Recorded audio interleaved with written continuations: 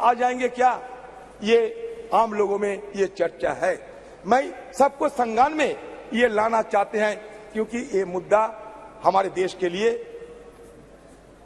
ठीक नहीं होगा, क्योंकि हमें हमारी संविधान में ये ऑफिशियल जो लैंग्वेज है, ये 22 ऑफिशियल लैंग्वेज सब हमारे देश की लैंग्वेज है, तो कोई दरार पैदा करने की कोई कोशिश ना होने से बेहतर होगी, ये मैं जरूर आपसे मांग करता हूं।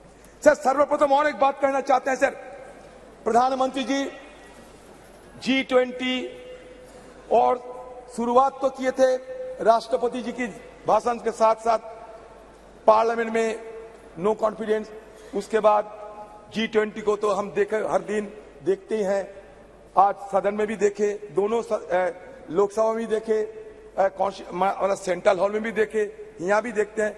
प्रधानमंत्री जी की हर भाषण सुनते सुनते मान लीजिए कि हमारा जहन में सिमट गए हैं।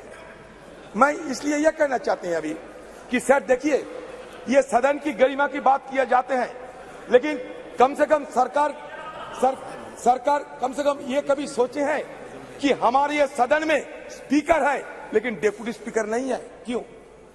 ये पहली बार आजादी के बाद, संविधान रचना होने के बाद पहली बार हमारा ये सदन में स्पीकर साहब है लेकिन डिप्टी स्पीकर नहीं, क्यों? ये हम सबको सर अगर बोलने देंगे तो मैं बोलूंगा सर। अब समय सर ये तो सर यही तो हमारा मांग उधर भी थे इधर भी है, इसीलिए कभी कभी हम थोड़ा जोर आवाज करते हैं, हमारा आवाज रुकने के लिए पूरा अपने बना दिए सारे बहुत ऊंचा कर दिया, हमें कोई अगर बात वहां तक पहुंच ना पाए। सर मैं ये कहना चाहते जो आरक्षण की बात हमारे प्रधानमंत्री जी अभी अभी कहे हैं, मैं ये कहना चाहते कि महिला आरक्षण 1989 में जब राजीव जी प्रधानमंत्री थे तब स्थानीय निकायों के चुनाव में उन्होंने 1/3 आरक्षण महिलाओं के लिए सुनिश्चित किया था। तत्पश्चात कांग्रेस की सरकारों ने लगातार प्रयास किया कि महिला आरक्षण का बिल पास हो, कानून बने, लोकसभा एवं विधानसभाओं के लिए भी 1/3 आरक्षण के लिए राजीव जी की सरकार, देखो प्रधानमंत्री जी कह रहे थे कि व्यवहार से पता चलेगा कौन कैसा व्यवहार करता है, प्रधानमंत्री खुद अब देख लो, प्रधानमंत्री का अपमान कर रहे हैं आप लोग, प्रधानमंत्री खुद आप लोग को सिखाता कि व्यवहार की उल्टा व्यवहार करते हैं। सर हो गया, राजीव जी की सरकार, नरसिम्हा राव जी की सरकार, फिर डॉक्टर मनमोहन जी की सरकार, अलग अलग सरकारों ने अलग अलग समय पर अपनी हैसियत के अनुसार उसको पास कराने की प्रयास किया। कभी राज्यसभा में पास होता था, लोकसभा में नहीं होता था, कभी लोकसभा में होता था, राज्यसभा में गिर जाता था। डॉक्टर मनमोहन सिंह की सरकार के वक्त जो ये बिल आया वो आज तक जीवित है, राज्यसभा में पास हुआ है।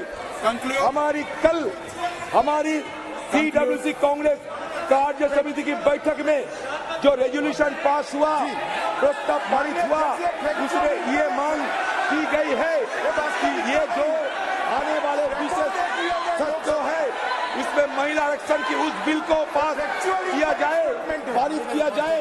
ये बहुत महत्वपूर्ण है, ऐतिहासिक है। आपको ज्ञान है कि पूर्व कांग्रेस अध्यक्षा श्रीमती सोनिया गांधी ने पत्र भी लिखा था हमारे प्रधानमंत्री जी को, पत्र लिखा था। हम फिर से उस मांग को इस प्रस्ताव के जरिए दोहराते हैं। अच्छा हुआ सर बात तो बहुत कुछ है। प्रधानमंत्री जी सिंगल दिखा रहे थे, आप बोलना बाद में, अभी बाद में बोले सर, बोल में महिला आरक्षण, प्रधानमंत्री सिंगल दिखा रहे थे महिला आरक्षण बिल के समय। आज तो स्वागत कर दे आपके, ये सिंगल सदन में स्वागत कर दे आज तो। सर सिंगल दिखा रहे थे सर, ये सिंगल की इतिहास बता देता है last. No sir when India attained, sir ये सुनिए, इतिहास सुनिए, when India attained independence from the British, the then Viceroy Lord Mountbatten posed a question to be Prime Minister Jawaharlal Nehru. What is the ceremony that should be followed to symbolize the transfer of power from British to India hand?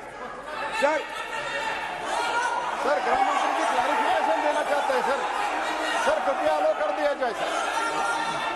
Please.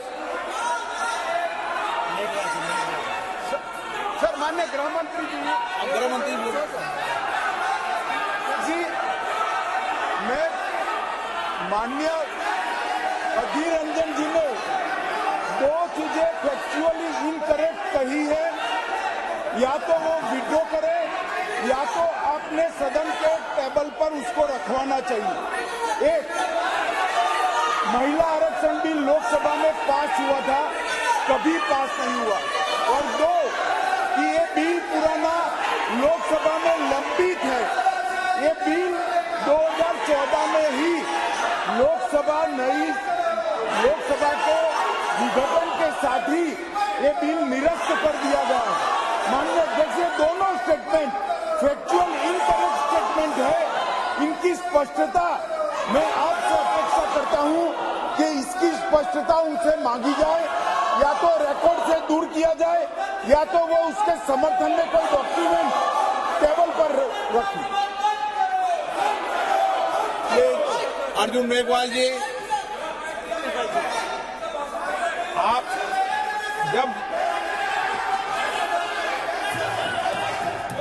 एक minute आप seat बैठे, आप conclude कर दो please. बैठे conclude करो आप please. पहला दिन है, इतना बात बोलते हैं पहले दिन में। आप प्लीज अपनी सीट बैठे कंक्लूड करें आप। अधीर रंजन जी धन्यवाद देते हैं। Sir, Lord Mountbatten posed a question to the to-be Prime Minister Jawaharlal Nehru. What is the ceremony that should be followed to symbolize the transfer of power from British to Indian hands? Nehru then consulted Raja Gopalachari, commonly known as Rajaji, who went on to become the first Viceroy of India. Rajaji identified the Chola model, where the transfer of power from one king to another was sanctified and blessed by high rulers. The symbol used was the handover of Sengal or scepter from one king to his successor.